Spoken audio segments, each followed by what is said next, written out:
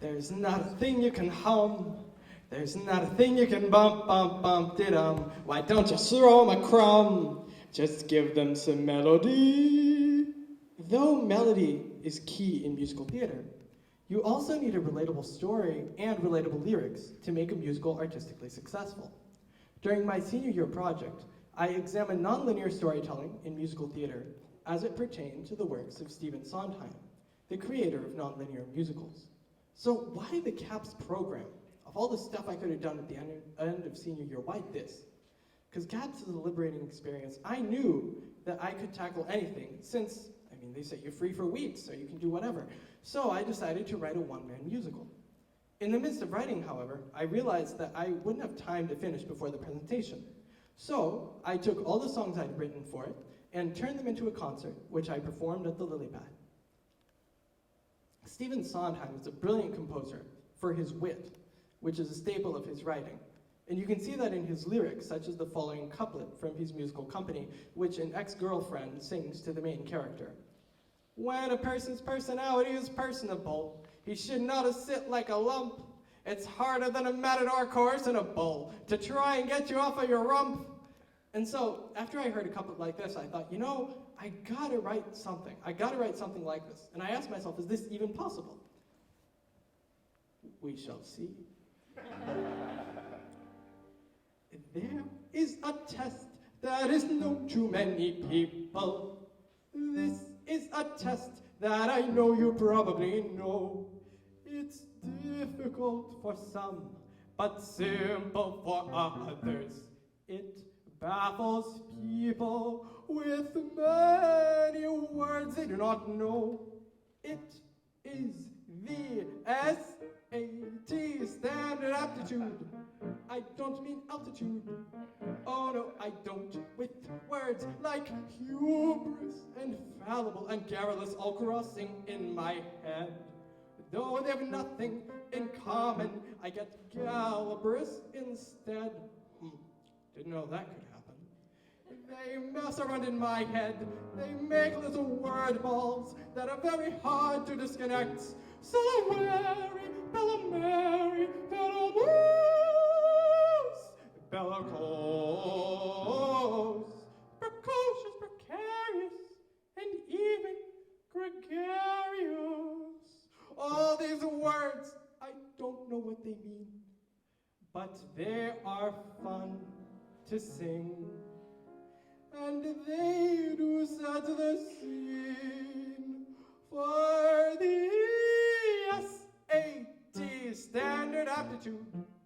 I don't mean altitude. Oh no, I don't. For this old SAT has many different words whose meaning I do not know. SAT-U and me.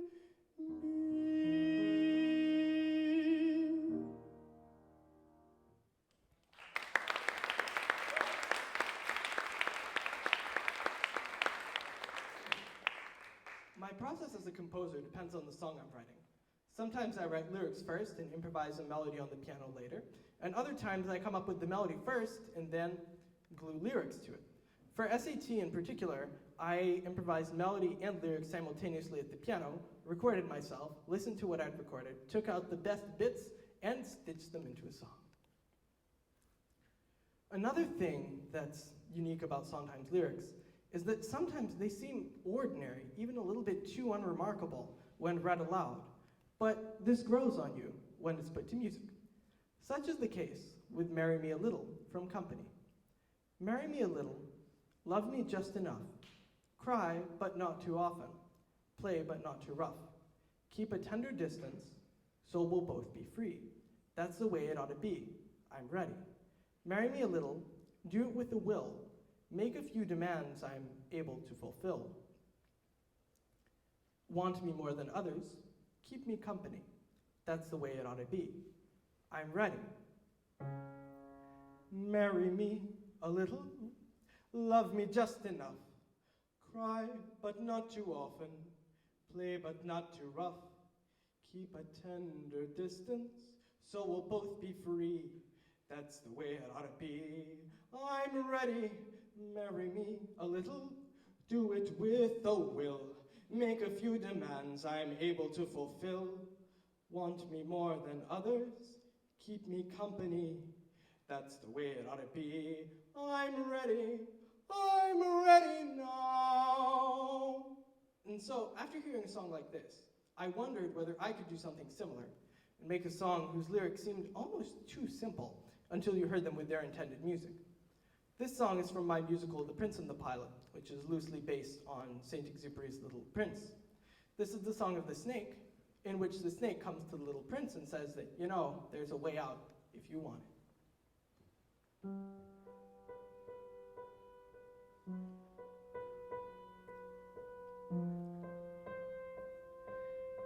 There will be no regret, no upset. One bite is all you'll get, and freedom will remain. Thoughts and dreams, plans and schemes will dry like the morning dew. You will restart again, but your mind will be quite askew, quite askew. One bite is all you'll get. It will rid your mind of solitude and pain. It will right your wrongs of life. It will free your mind of suffering and strife. Suffering and strife. But your plans will not succeed, for your mind will be too full and likely to mislead. Thoughts and dreams, plans and schemes, and wondrous themes will dry like the morning dew.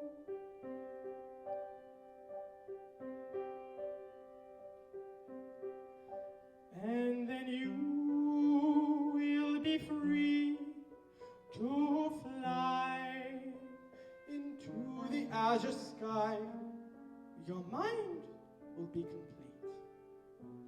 With your rose you will reunite, and earth you will not meet.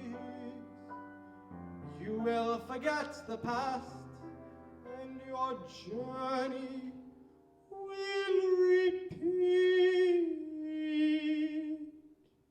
Will repeat. One bite is all you'll need.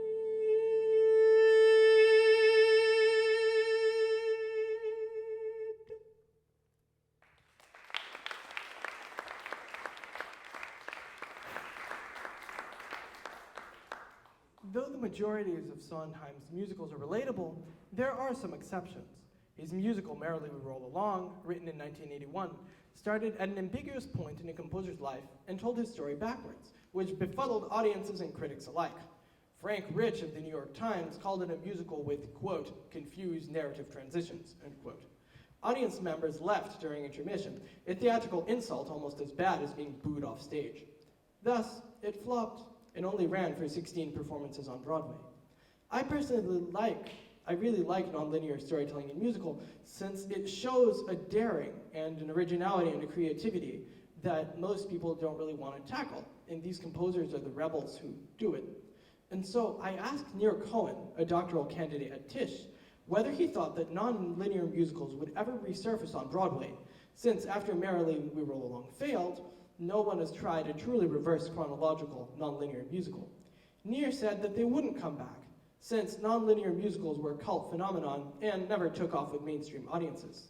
If a musical lacks one of the three elements of an artistic success, relatable story, relatable music, and relatable lyrics, then it fails.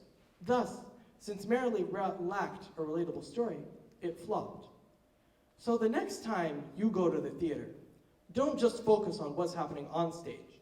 Try to check whether the work you're watching contains relatable music, lyrics, and a story that's easy to follow. Thank you.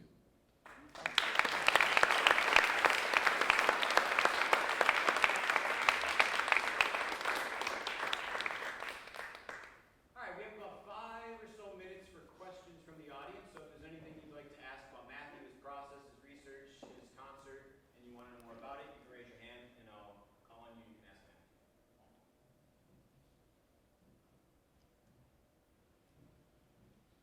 What other musicals and things did you study? I looked at Sweeney Todd, I looked at Company, and I looked at Merrily. And I also looked at Follies, which was also kind of talked about in the paper. But Merrily, Sweeney, and Company are the main focuses.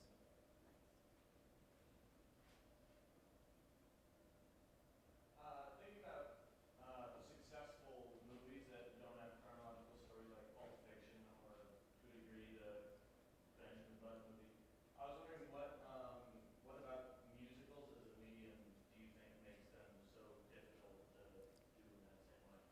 I think the issue is that when you have a musical, everybody really expects things that are easy. Because when people go to a musical, I think even more so than to a movie, they want to be transported. They don't want to do any thinking. So I think the reason partially that Pulp Fiction was such a success, that it made you think, but it left some things ambiguous. And the issue with musicals is that if anyone leaves anything out, then it really, that's really an issue for the audience, because the audience doesn't want to do a lot of thinking. And it's really used to the classic beginning, middle, and end of a story. And when that's reversed on them, they get really pissy because they don't want to do anything. I mean, they want to sit back and turn off their brains and listen and watch people dance and sing. They don't want to think. I think that's partly the issue. Also, it's just the sheer creative effort that goes into it, because if you have, from a musical perspective, you need things to line up from end to beginning. If we're talking about like reverse chronology, you need them to, musically you want to have the same material repeat throughout, but in different ways, and it's much harder to structure something musically from end to beginning than beginning to end, I think.